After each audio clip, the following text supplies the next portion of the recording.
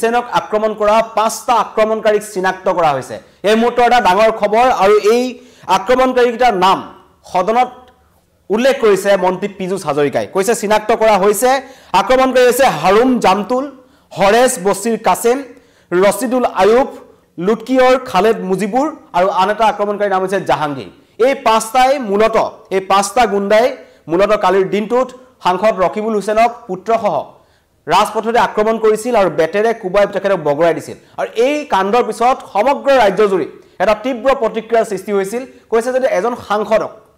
তেখেতৰ লগত পিএছ থকা অৱস্থাত আৰু তাৰ পিছৰ পৰ্যায়ৰ ভিডিঅ'সমূহ আমি দেখিলো যে আৰক্ষী পোছাক পৰি থকা সময়তে আৰক্ষী জোৱানসকলক বেয়াকৈ প্ৰহাৰ কৰা হৈছিল গুৰ মৰা হৈছিল ঘুচিওৱা হৈছিল আৰু সেইবোৰ দৃশ্য যেতিয়া ছ'চিয়েল মিডিয়াত ভাইৰেল হৈ পৰিছিল বা আমাৰ সংবাদ মাধ্যম যোগে যেতিয়া মানুহে দেখিছিল তেন্তে এই আক্ৰমণকাৰীসকলক বা সেই দলটোক কাৰ নেতৃত্বত কেনেকৈ এজন সাংসদৰ ওপৰত আক্ৰমণ চলিল তাৰ তদন্ত কিন্তু সমগ্ৰ ৰাজ্যবাসীয়ে বিচাৰিছিল ৰকিবুল হুছেইনে কৈছিল যে আৰক্ষীৰ গাফিলতিৰ বাবেই এনেকুৱা ধৰণৰ ঘটনা সংঘটিত হ'ল আৰু ৰকিবুল হুছেইনে গম পাইছিল যে তেওঁৰ ওপৰত আক্ৰমণ হ'ব আৰু আক্ৰমণ হ'ব বুলি তেওঁ এছপিক জনোৱাৰ পাছতো এছপিয়ে কিন্তু কোনো ধৰণৰ গুৰুত্ব নিদিয়াৰ অভিযোগ সামগ্ৰীত উত্তপ্ত হৈ আছিল আমি দেখিছিলোঁ উপনিৰ্বাচনৰ পৰা তাত সৰ্বাধিক উপনিৰ্বাচনৰ সময়ত সৰ্বাধিক নিৰ্বাচন কেন্দ্ৰিক তাত সংঘাত হৈছিল দুইটা ফয়দাৰ মাজত মাৰপিট হৈছিল কেতিয়াবা যদি বিজেপি প্ৰাৰ্থীৰ গাড়ী ভাঙিছিল কেতিয়াবা ৰকিবুল হুছেইনৰ গাড়ী ভাঙিছিল গতিকে তেনেকুৱা ধৰণৰ পৰিৱেশ আমি দেখিলোঁ কিন্তু আশা কৰা হৈছিল যে নিৰ্বাচন শেষ হোৱাৰ পিছত সামগ্ৰী শান্ত হৈছে কিন্তু নহয় এটা উলুটা ছবি কালি দিনত আমি দেখা পালোঁ এজন সন্মানীয় সাংসদক তেখেত তাৰ প্ৰাক্তন বিধায়ক আছিল কিন্তু বিধায়কজনক তেওঁলোকে ৰাজপথত এই মূলত 5টা যি আক্ৰমণকাৰীৰ নাম পীযুষ হাজৰিকাই সদনত জনাইছে যে ৰকিবুল হুছেইনক আক্ৰমণ কৰাৰ মূলত এই 5টা অপৰাধী তাত জড়িত আছিল 5টা আক্ৰমণকাৰী বৰ্তমান পলাতক তেওঁলোক হাৰুম জামাতুল হৰেছ বছিৰ কাসেম ৰছিদুল আয়ুব লুটকিয়ৰ খালেদ মুজিবুৰ আৰু জাহাংগীৰ এই 5টা নগাঁৱৰ বিভিন্ন ধৰণৰ অন্য ধৰণৰ অপৰাধৰ লগতো তেওঁলোক জড়িত হয়তো আছে বা এনেকুৱা ধৰণৰ ঘটনা তেওঁলোকে কাৰ সাহসত কৰিবলৈ সাহ পালে সেইটো এটা ডাঙৰ প্ৰশ্ন যে এজন আৰক্ষী এজন সাংসদক তেখেতৰ লগত পিএছ থকা সময়ত ৰূপৈহাটৰ মাজমজিয়াত কেনেকৈ আক্ৰমণ কৰিবলৈ সাহ পালে তাক লৈ কিন্তু এতিয়া সদনো আজি উত্তপ্ত হৈ পৰিছে 15 মিনিটৰ ভিতৰত দুবাৰ সদন স্থগিত কৰিব লগা হৈছে আৰু ৰকিবুল হুছেইনৰ ঘটনাক লৈ পেলাই সদন উত্তাল হৈছে আৰু বিৰোধীয়ে তীব্ৰ প্ৰতিবাদ কৰিছে আৰু তেওঁলোকে কৈছে যে বিজেপিৰ দিনত বিজেপি চৰকাৰৰ দিনত এজন সাংসদক যদি তেওঁলোকে নিৰাপত্তা দিব নোৱাৰে তেন্তে সাধাৰণ ৰাইজক ক'ত নিৰাপত্তা দিব এনেকুৱা ধৰণৰ প্ৰশ্ন কিন্তু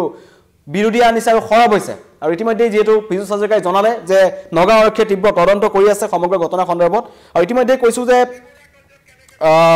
ৰকিবুল হুছেইনৰ পিএছঅ'য়ে ঘটনা সন্দৰ্ভত কিন্তু এটা এজাহাৰ দাখিল কৰিছিল এজাহাৰ ভিত্তিত নগাঁও আৰক্ষীয়ে ক্ষিপ্ৰ তদন্ত কৰিছে কিন্তু কেতবোৰ গুৰুতৰ অভিযোগ আছিল কালি দিনটোত আমি দেখিছিলোঁ যে নগাঁও আৰক্ষীৰ গাফিলতিৰ বাবে গুণ্ডাৰ আক্ৰমণৰ বলি হৈছিল বুলি কৈছে ৰকিবুল হুছেইনে কালি তেখেতে মন্তব্য কৰিছিল আৰু কৈছিল যে এই 15 অক্টোবৰত উপনিৰ্বাচনৰ সময়তো যি বৰতল বুলি অঞ্চল আছে সামগ্ৰীত বৰতলত একাংশ গুণ্ডা বাহিনীয়ে ৰকিবুল হুছেইনৰ পুত্ৰ আৰু ৰকিবুল হুছেইনৰ গাড়ীত আক্ৰমণ কৰিছিল গ্লাছ ভাঙিছিল তেওঁলোকে আক্ৰমণৰ চেষ্টা চলাইছিল সৌভাগ্যক্ৰমে তেওঁলোক বাচি গৈছিল কিন্তু তাৰ পাছত ৰকিবুল হুছেইনে কিন্তু গম পাইছিল যে তেওঁৰ পিছত আক্ৰমণ হ'ব তেওঁ জনোৱা মতে গতিকে তেওঁ নতুন বজাৰত গুণ্ডা বাহিনী এটা দল ৰৈ আছে বুলি তেওঁ এছপিক জনাইছিল তাৰ পিছতে কিন্তু এছপিয়ে তালৈ নহাৰ অভিযোগ আছে গতিকে নগাঁও আৰক্ষী অধীক্ষকক ৰকিবুল হুছেইনে এই গুৰুতৰ অভিযোগ তেওঁলৈ আনিছে গতিকে তেওঁৰ ফালৰ পৰা কি হ'ব আৰু কৈছে যে গুণ্ডা বাহিনীৰ হাতত ৰকিবুল হুছেইন আৰু তানজিলক এক প্ৰকাৰ থাকিবলৈ দিছিল বুলি কৈছে যে থাকিলে থাকক যি হ'ব এনেকুৱা ধৰণৰ স্থিতি নগাঁও আৰক্ষীয়ে গ্ৰহণ কৰিছিল বুলি ৰকিবুল হুছেইনে অভিযোগ আনিছে আৰু কালি মন্তব্য ৰকিবুল হুছেইনে কৈছে যে নগাঁও আৰক্ষীৰ গাফিলতিৰ বাবে এই ঘটনা সংঘটিত হ'ল কিন্তু ক্ৰিকেট বেটেৰে যেনে ধৰণেৰে মাৰপিট হ'ল তেখেতক ৰাজপথত বগৰাই দিয়া হ'ল তাৰপিছত সমগ্ৰ ৰাজ্যজুৰি তীব্ৰ প্ৰতিক্ৰিয়া হৈছে আৰু কৈছে যে সামগ্ৰীৰ পৰিস্থিতিৰ বাবে কোন দায়ী কাৰণ সামগ্ৰীত এনেকুৱা ধৰণৰ ঘটনা এইটো প্ৰথম নহয় ইয়াৰ পূৰ্বে আমি দেখিছিলোঁ যে যেতিয়া উপনিৰ্বাচনৰ সময় হৈছিল দীপৰঞ্জন শৰ্মা আৰু তানজিল হুছেইন তেওঁলোক মূলত তেওঁলোকৰ মাজত সামগ্ৰীৰ নিৰ্বাচনখন হৈছিল দুজন প্ৰতিদ্বন্দ্বী আছিল কিন্তু তাৰ মাজত যি গণতন্ত্ৰৰ যেনেকুৱা ধৰণৰ পৰম্পৰা আছে সুস্থ গণতন্ত্ৰৰ যিটো পৰম্পৰা সেই পৰম্পৰাটো ক'ৰবাত দেখা পোৱা নগ'ল সকলো জৰাঞ্জলি দি মাৰপিট হ'ল গাড়ী ভঙাভঙি হ'ল গতিকে তাৰ পিছতো কিন্তু সামগ্ৰীত এতিয়া ৰক্ষা পোৱা নাই ৰকিবুল হুছেইন আৰু তেওঁৰ পুত্ৰ তানজিল হুছেইনে গতিকে তদন্ত হ'ব লাগে আৰু কৈছে যি 5জন আক্ৰমণকাৰী নাম যি কোৱা হৈছে আজি মন্ত্ৰী পীযুষ হাজৰিকাই নিজেই সদনত সকলোৰে আগত তেওঁলোকৰ নাম উল্লেখ কৰিছে নগাঁও আৰক্ষীয়ে তেওঁলোকক বিচাৰি আছে ক'ত লুকাই আছে এই পাঁচটা আক্ৰমণকাৰী নাম হৈছে হাৰুম জামতুল হৰিছ বাছিৰ কাছেন ৰছিদুল আয়ুব লুৎফিয়ৰ খালেদ মুজিবুৰ আৰু জাহাংগীৰ মুখত কলা কাপোৰ মাৰি আহিছিল পৰিকল্পিতভাৱে তেওঁলোকে ৰকিবুল হুছেইনক আক্ৰমণ কৰিছিল হাতে হাতে তেওঁলোকে অস্ত্ৰ লৈ আনিছিল ক্ৰিকেট বেট লৈ আহিছিল আৰু আগচি ধৰিছিল আগচি ধৰাৰ সময়ত তাত কিন্তু পিএছঅ জনকো তেওঁলোকে প্ৰহাৰ কৰিছিল হেতু আটাইতকৈ এটা জঘন্য কাণ্ড সংগঠিত কৰিলে তেওঁলোকে সাংসদজনক জবাবদিহি কৰিব পাৰিলেহেঁতেন তেখেতলোকে কিন্তু হাত উঠালে তেখেতলোকে সাংসদজনৰ লগত কথা পাতি তেওঁলোকৰ প্ৰশ্ন বিচাৰিব পাৰিলেহেঁতেন কিন্তু এইটো পৰিকল্পিত আক্ৰমণ আছিল সেইটো ৰকিবুল হুছেইনে কালি কৈছে আৰু ইতিমধ্যে যিটো ভিডিঅ' আমি দেখা পাইছোঁ তাত দেখা পাইছোঁ যে এদল গুণ্ডা বাহিনী দিন দুপৰতে মুখত কলা কাপোৰ মাৰি আহিছে পিএছঅ জনক মাৰিছে তেওঁৰ পৰা কাৰ্বাইনটো কাঢ়ি লোৱাৰ চেষ্টা চলাইছে গতিকে এয়া হৈছে অসমৰ বৰ্তমানৰ আইন শৃংখলা পৰিস্থিতি গতিকে তাক লৈ এতিয়া সদন আজি উত্তপ্ত হৈছে অখিল গগৈক ইতিমধ্যে সদনৰ পৰা বাহিৰ কৰি দিয়া হৈছে অখিল গগৈয়ে মন্তব্য কৰিছিল যে মুখ নিলম্বন কৰিছে কেৱল ৰকিবুল হুছেইনৰ হোৱা আক্ৰমণক মাপ মতাৰ বাবে আৰু সেই স্থানত পূৰ্বতো আমাৰ কংগ্ৰেছৰ 7জন বিধায়কক আক্ৰমণ কৰা হৈছিল এটো এটা গুৰুতৰ অভিযোগ আনিছে অখিল গগৈ আৰু লগতে কৈছে সমগ্ৰ ঘটনাত মুখ্যমন্ত্ৰী জড়িত আছে মুখ্যমন্ত্ৰীৰ নেতৃত্বত জংগলৰা চলি আছে অখিল গগৈ মন্তব্য আহিছে অখিল গগৈ কিছু সময় পূৰ্বে সদনৰ পৰা বাহিৰ কৰি দিয়া হৈছে আৰু তেওঁ সদনত ৰকিবুল হুছেইনৰ ওপৰত হোৱা আক্ৰমণৰ তীব্ৰ বিৰোধিতা কৈছিল যে এনেকুৱা ধৰণৰ ঘটনা হ'ব নালাগে কিন্তু তাৰ পিছতে সদনত কংগ্ৰেছক বাৰম্বাৰ কঠোৰ সমালোচনা কৰিছে ডিপ্লুৰঞ্জন শৰ্মাৰ স্থিতি আছে কাৰণ তেওঁৰ সমষ্টিত এই ঘটনা সংগঠিত হৈছে তেওঁৰ প্ৰাক্তন যি সমষ্টিৰ যি প্ৰাক্তন বিধায়ক তেওঁৰ ওপৰত আক্ৰমণ সংগঠিত হৈছে আৰু সামগুৰি অঞ্চলটোত আমি দেখিছিলোঁ যে উপনিৰ্বাচনৰ সময়টো বহুত গৰম খবৰ তাৰ পৰা আহিছিল মাৰপিটৰ ঘটনা আহিছিল গুণ্ডা বাহিনী যে তাত আছে সেনেকুৱা ধৰণৰ তথ্য পোৱা গৈছিল কিন্তু তাৰ পিছতো এইবাৰ খুদ একালৰ প্ৰতাপী মন্ত্ৰী কংগ্ৰেছৰ আৰু সামগুৰি বিধায়ক আছিল এবাৰ পুত্ৰকো তাৰ পৰা জিকাবলৈ চেষ্টা কৰিছিল ৰকিবুল হুছেইনে কিন্তু তেওঁক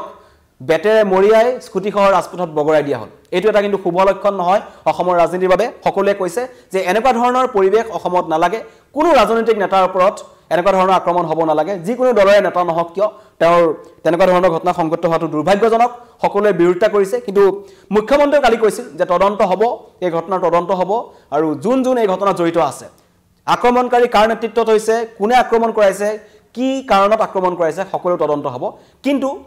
কালিৰ ঘটনাৰ পৰা আজি সদনত তথ্য দিলে 5টা আক্ৰমণকাৰী নাম লৈছে পীযুষ হাজৰিকাই কৈছে যে তেওঁলোকক বিচাৰি থকা হৈছে আৰু নগাঁও আৰক্ষীয়ে তদন্ত কৰি আছে কিন্তু নগাঁও আৰক্ষীয়ে তদন্ত কৰিছে কাৰণ নগাঁও আৰক্ষীৰ বিৰুদ্ধে কিন্তু ৰকিবুল হুছেইনে সন্দেহৰ আঙুলি দিছিল কৈছিল যে নগাঁও আৰক্ষীৰ গাফিলতিৰ বাবেই কেৱল এই ঘটনা সংঘটিত হ'বলৈ পালে নগাঁও আৰক্ষী যদি সক্ৰিয় হৈ থাকিলেহেঁতেন তাত উপস্থিত আগত যদি থাকিলেহেঁতেন যিখিনি জেগাত বৰদল বুলি কয় য'ত গুণ্ডা বাহিনী দল ৰখি থকাৰ তথ্য ৰকিবুল হুছেইনে আগতেই পাইছিল ৰকিবুল হুছেইনে এছপিক জনোৱাৰ পিছতো এছপিয়ে কিন্তু গুৰুত্ব নিদিয়াৰ অভিযোগ কৰিছে গতিকে তাৰ পিছৰখিনি আমি দেখিছোঁ ৰাজপথত সাংসদক আক্ৰমণ সাংসদ পুত্ৰক আক্ৰমণৰ চেষ্টা চলোৱা হৈছিল পিএছঅ এজনক 3টা দুৰ্বৃত্তই গুৰিয়াইছে ঘুচিয়াইছে আৰক্ষীৰ পোছাকত দাগ লাগিছে আৰক্ষীৰ পোছাকত ভৰি পৰিছে গতিকে আৰক্ষীয়ে তদন্ত কৰক এই আক্ৰমণকাৰী 5টা সদনত যাৰ নাম লৈছে পীযুষ হাজৰিকাই তেওঁলোকক শীঘ্ৰে গ্ৰেপ্তাৰৰ দাবী তুলিছে আৰু বিৰোধীয়ে উত্তাল প্ৰতিবাদ সাব্যস্ত কৰিছে বিৰোধীৰ মন্তব্য আহিছে আমি আপোনালোকক শুনাব বিচাৰিছোঁ যোৱাকালি আৰক্ষী বিভাগৰ ব্যৰ্থতা আৰু গণতন্ত্ৰ ধ্বংস কৰাৰ বাবে বিজেপিৰ ষড়যন্ত্ৰ নগাঁও জিলাৰ ৰূপহী বজাৰত স্পষ্টভাৱে প্ৰতিফলিত হৈছে আমাৰ সাংসদ ৰকিবুল হুছেইন ডাঙৰীয়াই আগতীয়াকৈ সভাৰ অনুমতি লোৱাৰ পিছতো সভালৈ গৈ থকা অৱস্থাত তেখেতক আক্ৰমণ কৰিছে আৰু আৰক্ষীয়ে কোনো ধৰণৰ বন্দোবস্ত কৰা নাছিল তেওঁলোকৰ তথ্যও আছিল তাত কিবা অসুবিধা হ'ব পাৰে কাৰণ আগতে সেই অঞ্চলত উত্তেজনা হৈছিল আৰু এইখিনি কৰি গণতন্ত্ৰক ধ্বংস কংগ্ৰেছ কৰ্মীক হতাশ আৰু আমাৰ সংসদৰ এটা ৰাইজৰ প্ৰতিনিধি এজনৰ চলাচলৰ ক্ষেত্ৰত যি বাধাৰূপ কৰি পেলাই কংগ্ৰেছ দলক আগন্তুক সময়ত বা বিৰোধী যিসকল শক্তি এইসকলক যে অসম চৰকাৰে বাধা দিব বিচাৰিছে তেওঁলোকৰ বিৰুদ্ধে যাতে জনমত সৃষ্টি কৰিব নোৱাৰে বিৰোধী দলসমূহে তাৰ যি প্ৰচেষ্টা ইয়াক আমি নিন্দা কৰিছোঁ গৰিহণা দিছোঁ মুখ্যমন্ত্ৰী মহোদয়ৰ যি বিবৃতি অতি পুতৌজনক তেখেতে কালি কৈছে যে ৰূপহীহাট আৰু কি অঞ্চলবিলাক সামগুৰি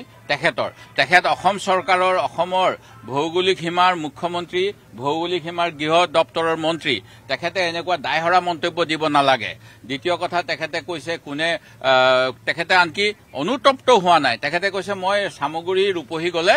ৰকিবুল হুছেইনক অধিক নিৰাপত্তা দিম কিন্তু তেখেতে এই ঘটনা ঘটনাৰ বাবে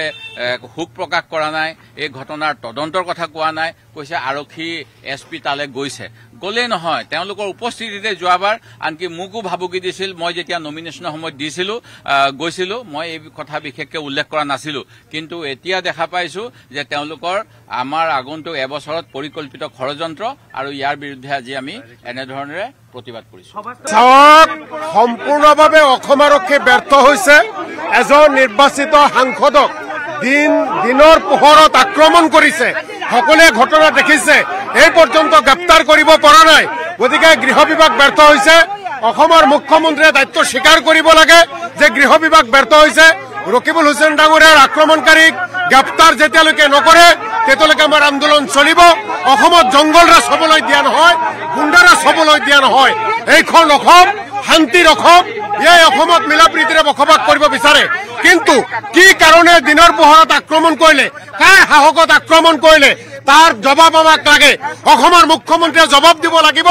ৰকিবুল হুছেইন ডাঙৰীয়াক আক্ৰমণকাৰীসকলক কিয় এতিয়ালৈকে গ্ৰেপ্তাৰ কৰিব পৰা নাই? এইখন অসমত জনপ্ৰতিনিধিৰ যেতিয়া সুৰক্ষা নাই, জনপ্ৰতিনিধি যেতিয়া স্বাধীনভাৱে ঘূৰিব নোৱাৰে, সাধাৰণ মানুহৰ কি অৱস্থা সকলোৱে জানে। গৃহ বিভাগ ব্যৰ্থ হৈছে, অসম আৰক্ষী ব্যৰ্থ হৈছে। ইয়াৰ উপযুক্ত জবাব দিব লাগিব। আজি আমি বিধায়কসকলে প্ৰতিবাদ কৰিছো। সমগ্ৰ অসমতে কংগ্ৰেছ কৰ্মীসকল ৰাইজে ওলাই আজি প্ৰতিবাদ কৰিব। অসমখন আমি জংগল ৰাজ হবলৈ নিদিওঁ।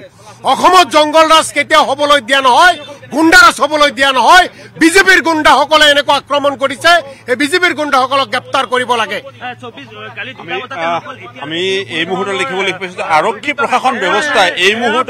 ষড়যন্ত্ৰ আৰু অসম আৰক্ষীৰ ব্যৰ্থতা, নগাঁও আৰক্ষী অসম আৰক্ষীৰ ব্যৰ্থতা।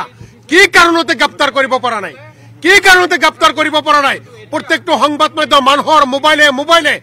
সকলো আছে, সকলো তথ্য আছে, তাৰ পিছতো গ্ৰেপ্তাৰ কৰিব পৰা নাই। গতিকে এনেকুৱা অসম আৰক্ষীৰ পক্ষপাতিত্বমূলক আচৰণক